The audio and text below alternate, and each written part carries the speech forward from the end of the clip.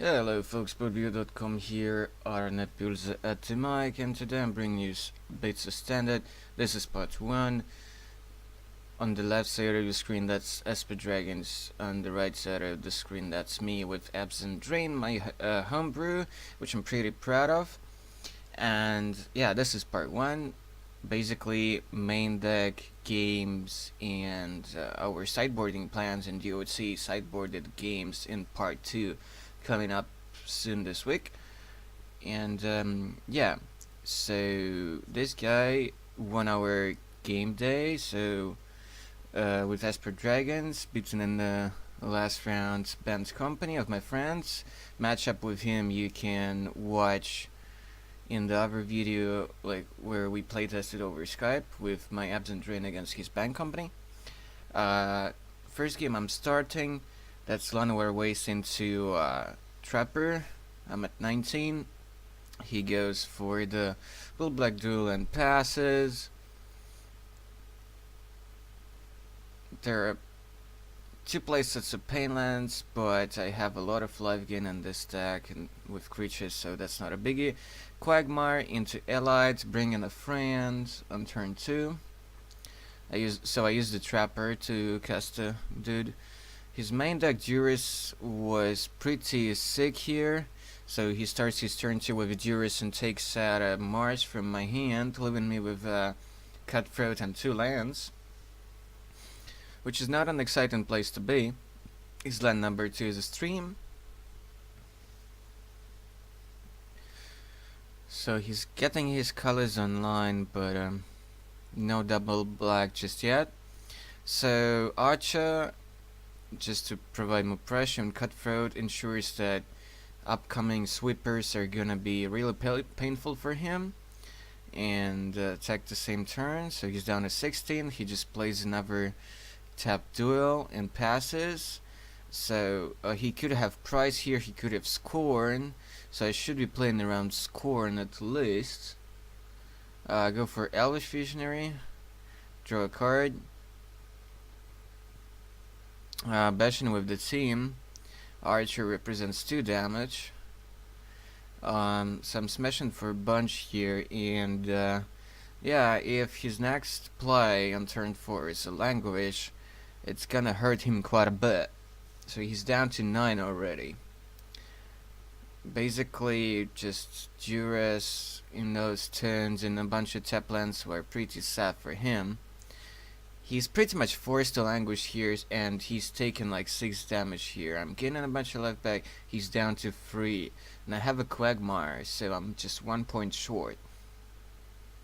Unless he plays a big blocker, or has like untapped mana for removal.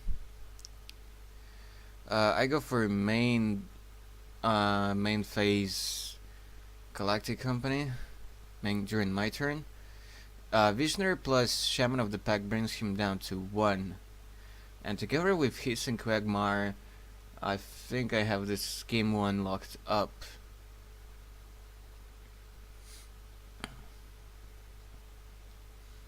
I play only 6 1-drops. I show him another Shaman in my hand, which is pretty much little no matter what, if it resolves. So shows me a handful of stuff, but it's a bit too slow for this kind of rush start from me. So there goes game 1. Not sideboarding yet, so because while I had a decent plan in my head how I'm supposed to sideboard in this matchup, but I wanted like just to make sure that I know like what's the right thing to do.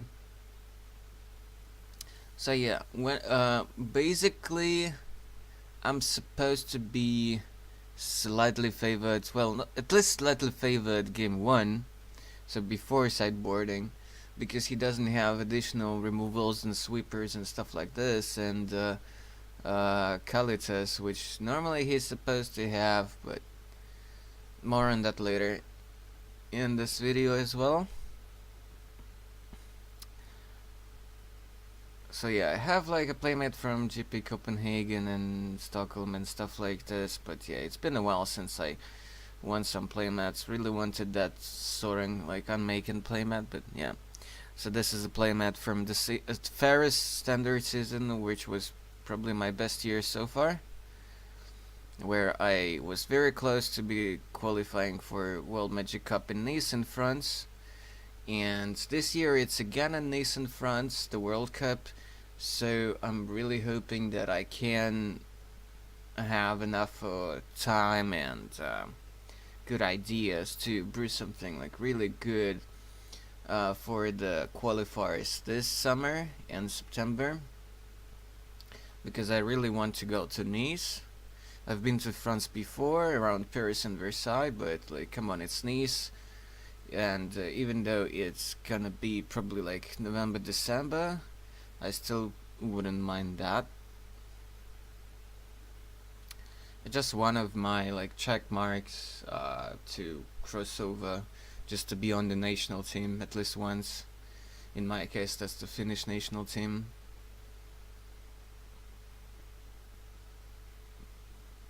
Although I can basically try to qualify for another one if I would be traveling around my home country. Though this summer could be quite tough, I pretty much have to rely on September qualifiers, because I think over the summer I'm likely to be in somewhere in Balkans, Mediterranean areas. He's just island turn 1, island turn 2 chase. My turn 1 was caves into trapper, so I'm a 19. I think here I'm soon gonna pause and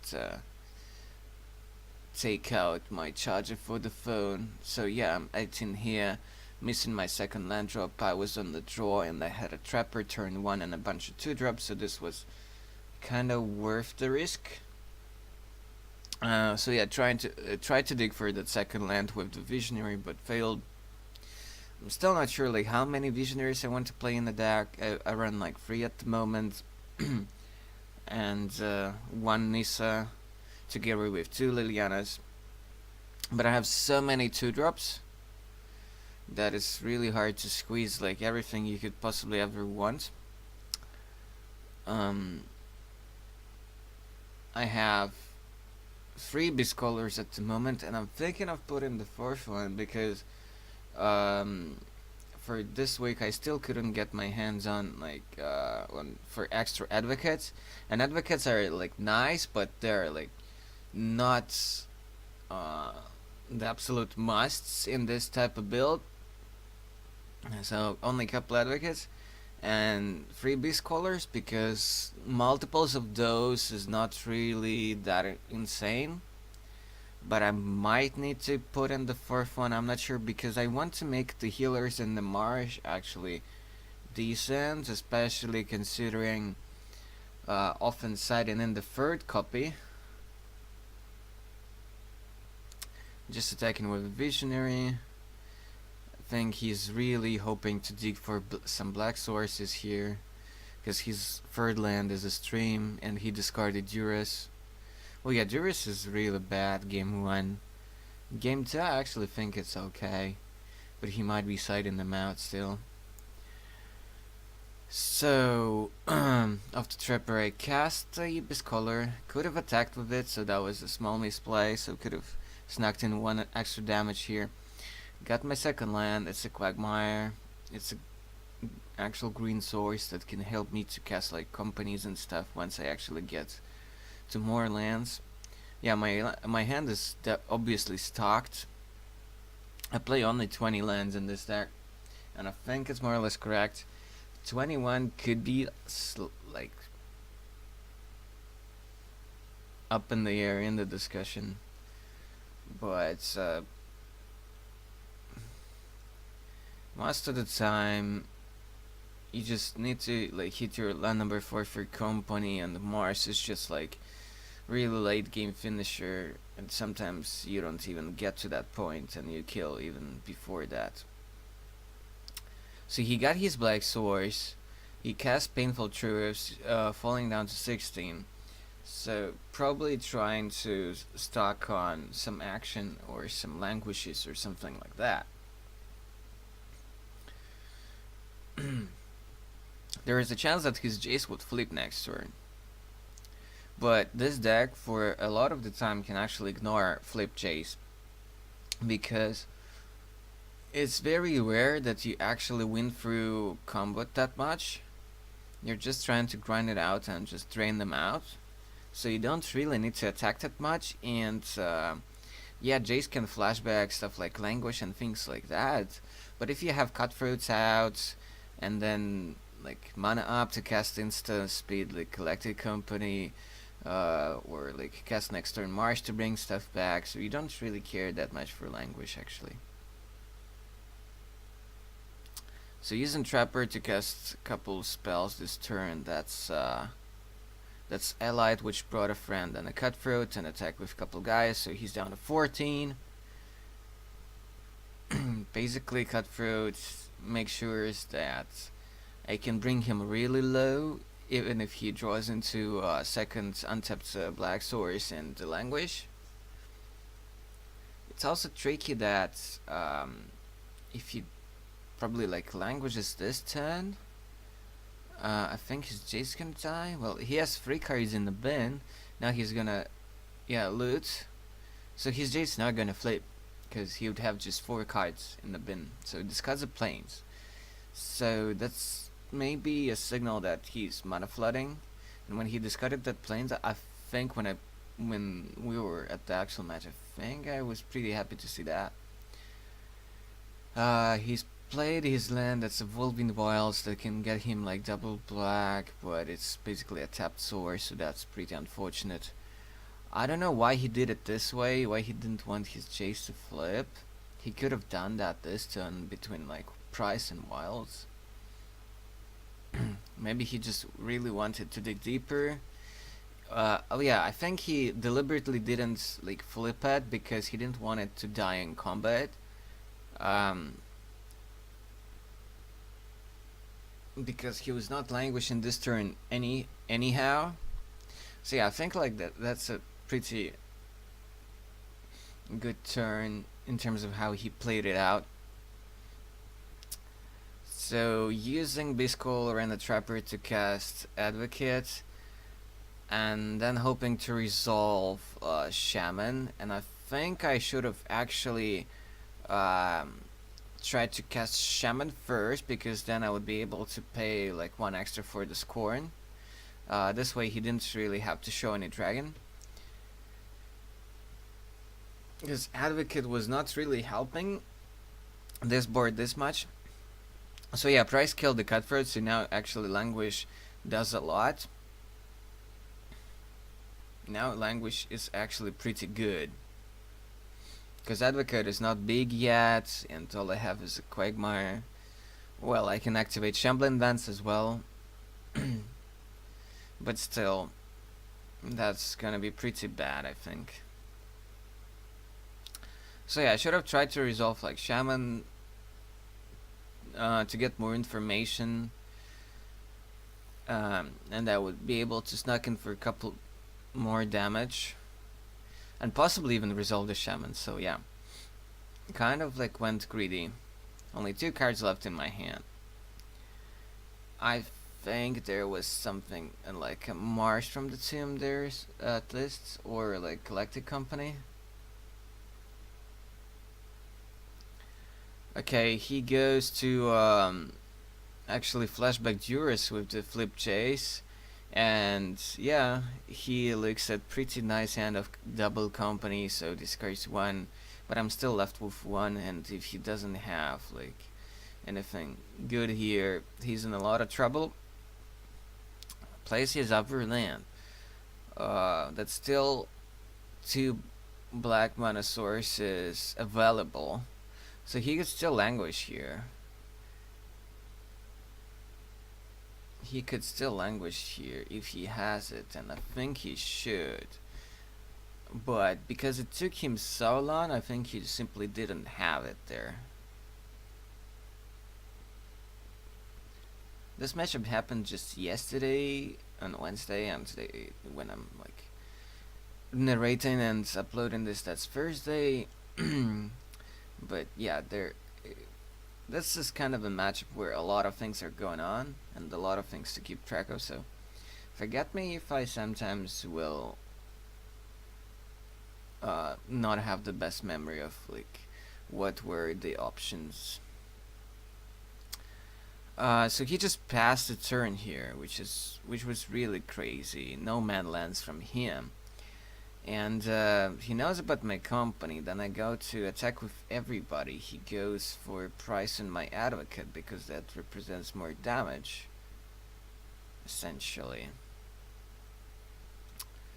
Then he's taken a lot of damage here. But before damage, he goes for invocation, making me sacrifice a dude without a dragon kicker, so he's not gaining life. I sacrifice the elf token, so he still takes 5. He falls down to 4, and then basically I can resolve the company here, and yeah, I decide to do that because if I hit Shaman of the Pack, that's game. Something like that. Will Cutthroat is also pretty much game as well, because he can't like really flashback anything with Jace next turn, so that's a thing. By the way, in another video that I recorded that day, I'll bring you a matchup between Esper Dragons and Monret Eldrazi. So it's not all about my deck, and I'm trying my best every time not just to show up my decks. So Cutthroat coming in for sure to make sure his language is gonna be pretty bad, and then if he's gonna try to go like price on my Cutthroat, then Liliana's gonna flip, so he kinda needs to kill Liliana first, because if he doesn't and then like tries to like kill something with targeted removal, then like Liliana flips, and then with 3 counters next turn she just returns back Shaman of the Pack, and that kills him. So basically by putting Cutthroat and Liliana, I'm making it very hard for him to find the right combination of plays to stay in the game.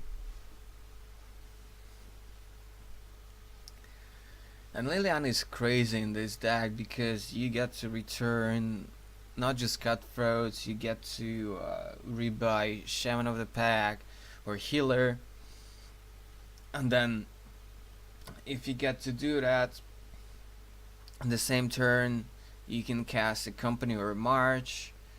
It's just bonkers. It's just bonkers. Clearly one of the best cards in the whole deck.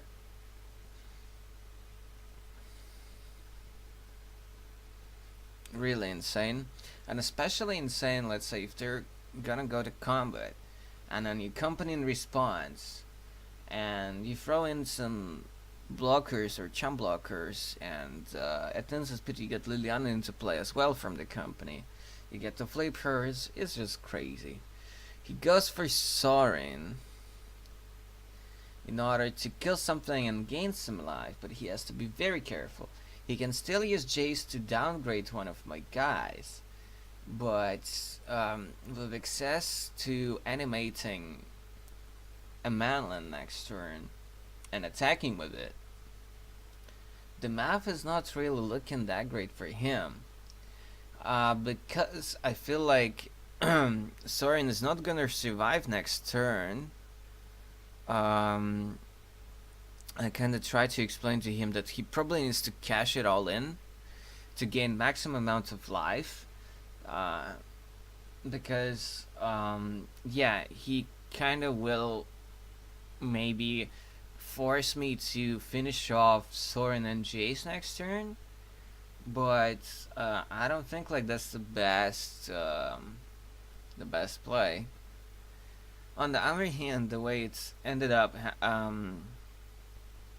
in this situation, I think it's also fine. So he's gonna like calculate all the nuances here, but I think he settles down onto deal 4 to Lily, keeps soaring at 2, I believe.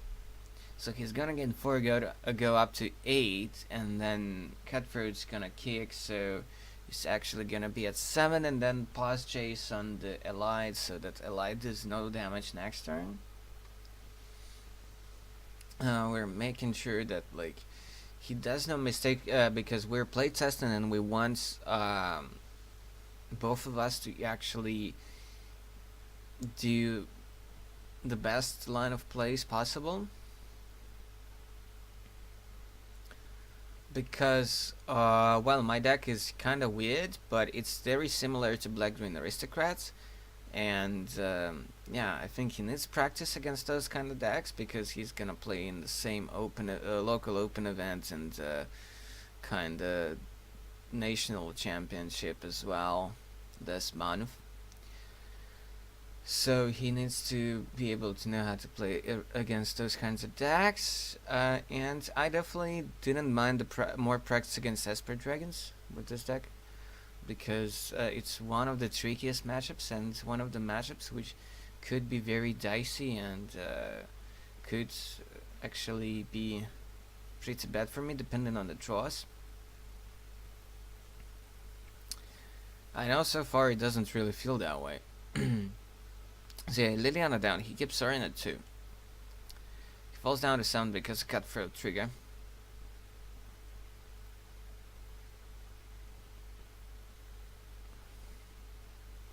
I don't get a zombie. That's also a big part of this whole thing.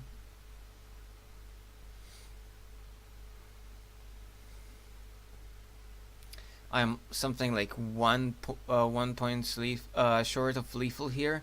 With a manland I have 6 and he's at 7.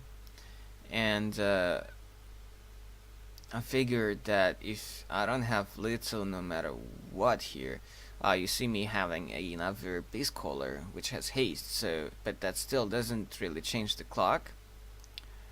Yeah. Basically what I end up doing is still casting the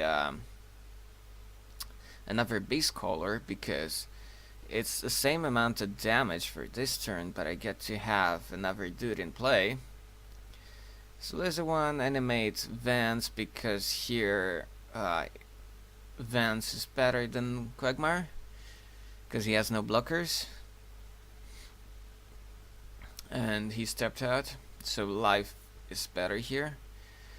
So I decide to kill both Planeswalkers, and steal him 1. So something like Manland at Soaring and 3 small guys at Jace and 1 to him. He's pretty low on gas here. He does have a Shambling Band in here which he can activate. Nevertheless, there are very few good draws for him here. Because of this Cutthroat, he cannot just cast a sweeper. He needs to kill Cutthroat first and then sweep. Something like that.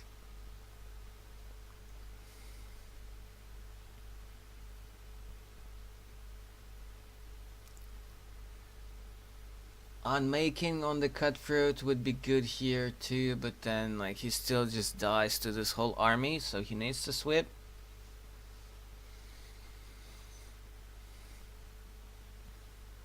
He needs to sweep.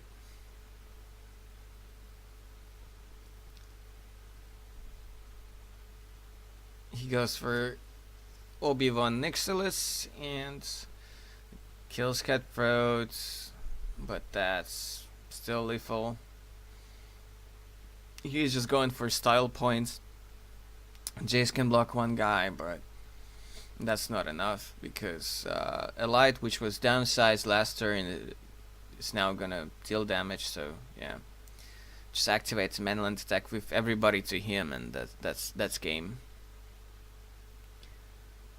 Yep.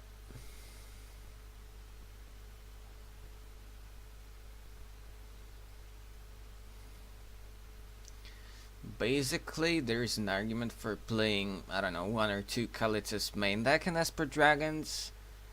But I don't know, like you have a bunch of languages main deck and stuff like this, so it's tough. Basically, we were chit-chatting during the games and between the games, and it turns out that he traded off all his Kalitas, and it's one of the like worst cards for me here. And he's not getting them on time, so yeah, they're kind of pricey right now. So normally I'm supposed to consider bringing prices for Kalitas. I'm definitely bringing a couple eerie interludes, one on making, third marsh, tulips, a couple clip wings, and then some more removal. So bring in the purge because it still deals with Ojutai or Silumgar or something. Basically, main point is that I don't have any Transgressor Juris in my sideboard because it just never felt like there was a way to do stuff. I know that Black-Green Pro Tour lists actually plays Transgress, but the main point of that card is to get rid of Kalitas out of their hand. And a bunch of prices are also for it. While price can kill like some big dudes, I kinda want like still Grasp instead because Grasp can kill Ojutai. It can still downsize Silumgar, for example. It still kills Jace, it still kills Archangel Avacyn. It cannot kill like the flipped Avacyn, but you can maybe sometimes I don't know, do some still like find some use of it. If they have already a zombie from Kalitas, then Grasp is kind of bad to answer that, but still. So I'm definitely taking out companies because I'm bringing a lot of like engine cards as well. So Interlude is against his sweepers in response. Leap is actually better after sideboards than company because Leap is much easier to resolve against his Scorns, and then it generates more value over time in a game, especially in a matchup like this. Marsh is also beautiful because it can sometimes just win the game. Yeah. Taking out Arches, probably keeping Trappers because it's Mana Dork still helps me to dump more stuff early on. Taking out Visionaries over Dwine and Zalite because Dwine and Zalite provides more meat. It's just more pressure, more meat for Cutthroat, more meat for Shaman of the Pack, etc. But I could be wrong, and perhaps in such a grinding, slow lawn matchup, might be just better off taking out all the 1-drops. So in addition to Archers, also take out the Trappers and keep Visionaries because they at least cycle. He doesn't want to really kill it, and I get to pro draw into big engine cards as well. So perhaps that's better. Because especially his build, he has like 2 tendrils in the sideboard instead of just 1. It's great that he doesn't play the Descend Upon the Faithful. That would be also pretty bad for me. I don't think he plays any Decoration in Stone and not that many copies of Unmaking. Yeah, Clip Wings is awesome. So I'm still not sure which one I want. Price or Grasp. I like both, and this matchup I definitely like Grasp more, and this could be the tiebreaker because I kinda expect a lot of Blue Decks, and Grasp can still kill Kalitas most of the time, and double black is not really an issue for my build because of I run so many black sources, so many duels. So double black for Grasp is not an issue. I'm thinking about Transgress, but the thing is that they played it in the Pro Tours list in the sideboard just to take out Kalitas. That's mainly it, and for Ramp. And Ramp is not doing great right now. And because of cards like Interlude and Marsh, I don't really care about Kozilek's return and stuff like this, or their big guys, because I have way more combo elements and more recursion and more tricks. Interlude is really great against sweepers. You just need to play out some early stuff, and then you just sit on that interlude and you basically counter their sweeper. It's just awesome. And you get a bunch of comes into play triggers again with Shaman, Healer, Visionary, etc. Dwynen's Elite, more tokens, stuff like this. Okay, I hope you guys enjoyed it. See you in the part 2 for this matchup where I'll bring you all the post-cyber games. Don't forget to subscribe, check out the website, check out the links in the description below. And I wish you all like good weekends and nice fun tournaments and so on. So I'll see you guys tomorrow. Until later, goodbye, folks.